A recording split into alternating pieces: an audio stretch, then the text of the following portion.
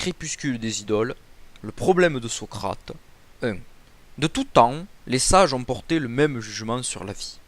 Elle ne vaut rien. Toujours et partout on a entendu sortir de leur bouche la même parole. Une parole pleine de doute, pleine de mélancolie, pleine de fatigue de la vie, pleine de résistance contre la vie. Socrate lui-même a dit en mourant « Vivre, c'est être longtemps malade. Je dois un coq à Esculape libérateur. » Même Socrate en avait assez. Qu'est-ce que cela démontre? Qu'est-ce que cela montre? Autrefois, on aurait dit « Oh, on l'a dit, et assez haut !» Et nos pessimistes en tête « Il faut bien qu'il y a dedans quelque chose de vrai. Le consensus sapientium démontre la vérité. » Parlons-nous ainsi aujourd'hui encore? Le pouvons-nous? Il faut en tous les cas qu'il y ait ici quelque chose de malade. Voilà notre réponse. Ces sages parmi les sages de tous les temps, il faudrait d'abord les voir de près. Peut-être étaient-ils plus, tant qu'ils sont, fermes sur leurs jambes. Peut-être étaient-ils en retard, chancelants, décadents peut-être. La sagesse paraissait-elle peut-être sur la terre comme un corbeau qu'une petite odeur de charogne enthousiaste? Voltaire, Candide ou l'optimisme, traduit de l'allemand de monsieur le docteur Ralph, avec les additions qu'on a trouvées dans la poche du docteur lorsqu'il mourut à Minden, l'an de grâce 1759. Chapitre 1er. Comment Candide fut élevé dans un beau château, et comment il fut chassé d'icelui. Il y avait en Westphalie, dans le château de monsieur le baron de Thundertentrock, un jeune garçon à qui la nature avait donné les mœurs les plus douces. Sa physionomie annonçait son âme. Il avait le jugement assez droit, avec l'esprit le plus simple. C'est, je crois, pour cette raison qu'on le nommait Candide. Les anciens domestiques de la maison soupçonnaient qu'il était fils de la sœur de monsieur le baron et d'un bon et honnête gentilhomme du voisinage, que cette demoiselle ne voulut jamais épouser parce qu'il n'avait pu prouver que 71 quartiers, et que le reste de son arbre généalogique avait été perdu par l'injure du temps. Monsieur le baron était un des plus puissants seigneurs de la Westphalie, car son château avait une porte et des fenêtres. Sa grande salle même était ornée d'une tapisserie. Tous les chiens de ses basses-cours composaient une meute dans le besoin. Ses palefreniers étaient ses piqueurs. Le vicaire du village était son grand aumônier. Ils l'appelaient tous monseigneur, et il riait quand il faisait des comptes. Madame la baronne, qui pesait environ 350 livres, s'attirait par là une très grande considération et faisait les honneurs de la maison avec une dignité qui la rendait encore plus respectable. Sa fille, Cunégonde, âgée de 17 ans, était haute en couleur, fraîche, grasse, appétissante. Le fils du baron paraissait en tout digne de son père. Le précepteur Pangloss était l'oracle de la maison, et le petit Candide écoutait ses leçons avec toute la bonne foi de son âge et de son caractère. Pangloss enseignait la métaphysico-théologo-cosmolo-nigologie. Il prouvait admirablement qu'il n'y a point d'effet sans cause, et que, dans ce meilleur des mondes possibles, le château de Monseigneur le baron était le plus beau des châteaux, et madame, la meilleure des baronnes possibles. Il est démontré, disait-il, que les choses ne peuvent être autrement, car tout étant fait pour une fin, tout est nécessairement pour la meilleure fin. Remarquez bien que les nez ont été faits pour porter des lunettes. Aussi avons-nous des lunettes. Les jambes sont visiblement instituées pour être chaussées, et nous avons des chausses. Les pierres ont été formées pour être taillées, et pour en faire des châteaux. Aussi, monseigneur a un très beau château. Le plus grand baron de la province doit être le mieux logé, et les cochons étant faits pour être mangés, nous mangeons du porc toute l'année. Par conséquent, ceux qui ont avancé que tout est bien ont dit une sottise, il fallait dire que tout est au mieux. Candide écoutait attentivement, et croyait innocemment, car il trouvait mademoiselle Cunégonde extrêmement belle, quoiqu'il ne prit jamais la hardiesse de lui dire. Il concluait qu'après le bonheur d'être né de Thundertentrock, le second degré de bonheur était d'être mademoiselle Cunégonde, le troisième de la voir tous les jours, et le quatrième d'entendre maître Pangloss, le plus grand philosophe de la province, et par conséquent de toute la terre. Un jour, Cunégonde, en se promenant auprès de château, dans le petit bois qu'on appelait parc, vit entre des broussailles le docteur Pangloss, qui donnait une leçon de physique expérimentale à la femme de chambre de sa mère. petite brune très jolie et très docile. Comme mademoiselle Cunégonde avait beaucoup de disposition pour les sciences, elle observa, sans souffler, les expériences réitérées dont elle fut témoin. Elle vit clairement la raison suffisante du docteur, les effets et les causes, et s'en retourna toute agitée, toute pensive, toute remplie du désir d'être savante, songeant qu'elle pourrait bien être la raison suffisante du jeune Candide, qui pouvait être aussi la sienne. Elle rencontra Candide en revenant au château, et rougit. Candide rougit aussi. Elle lui dit bonjour d'une voix entrecoupée, et Candide lui parla sans savoir ce qu'il disait. Le lendemain, après le dîner, comme on sortait de table, Cunégonde et Candide se trouvèrent derrière un paravent.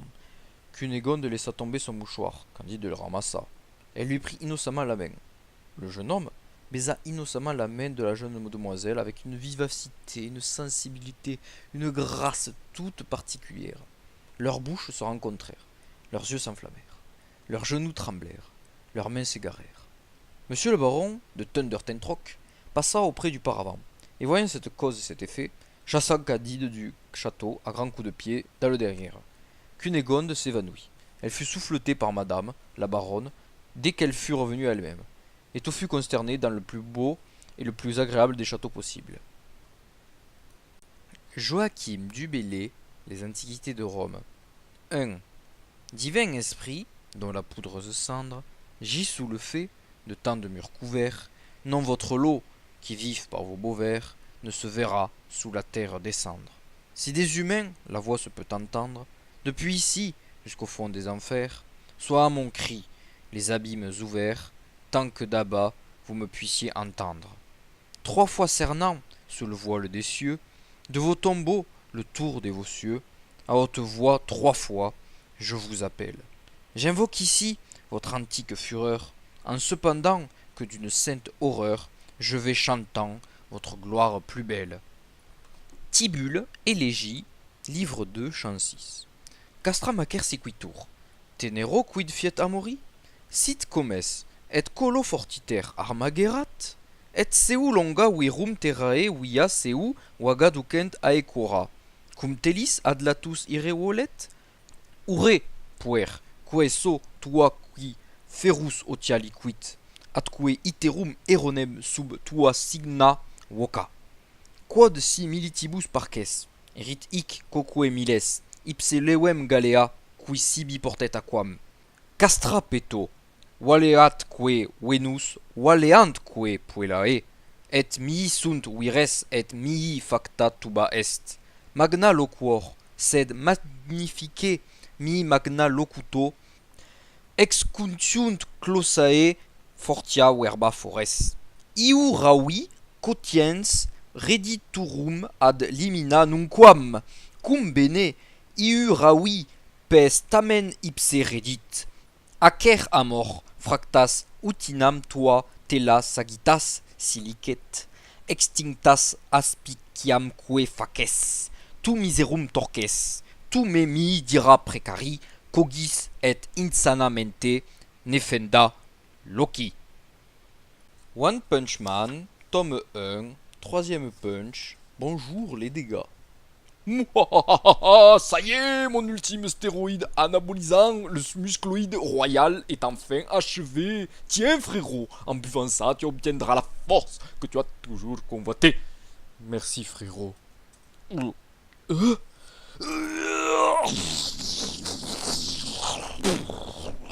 Le plafond, c'est incroyable, quelle efficacité! Avec ça, nous allons pouvoir conquérir le monde, je suis un génie, et mon frère est une montagne de muscles. Ah, hein?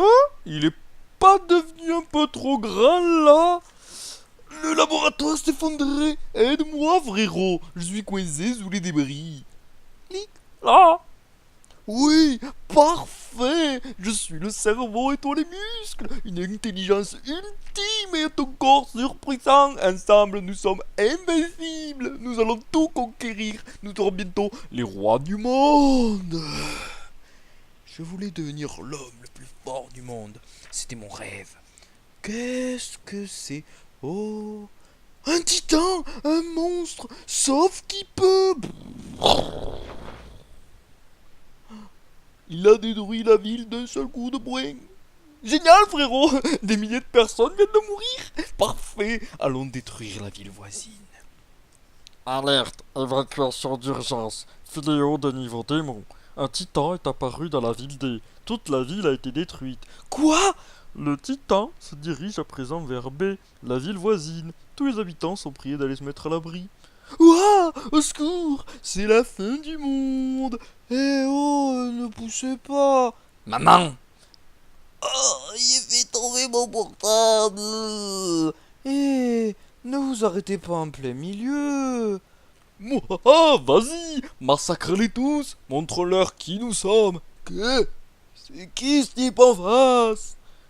Dis donc, t'aurais au moins pu mettre un slip. Bute-le! Écrase le mec qui est sur ton épaule! Paf. Frérot! Non! Pourquoi? Je voulais simplement devenir le plus fort! Et maintenant que je suis enfin l'homme le plus fort du monde, j'ai tué mon frère, pourquoi? Pourquoi? Et qu'est-ce que ça fait d'être l'homme le plus fort du monde? J'ignore qui tu es, mais mon frère est mort à cause de toi! Oh! Tu vas me le payer! Pof, pof, pof, pof, pof. Bouffe ça! Puissance maximale!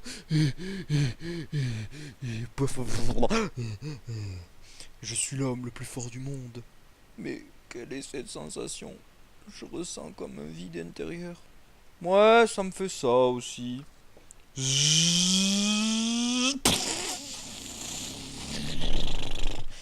Être trop fort, c'est super relou en fait. Oups, ville B détruite.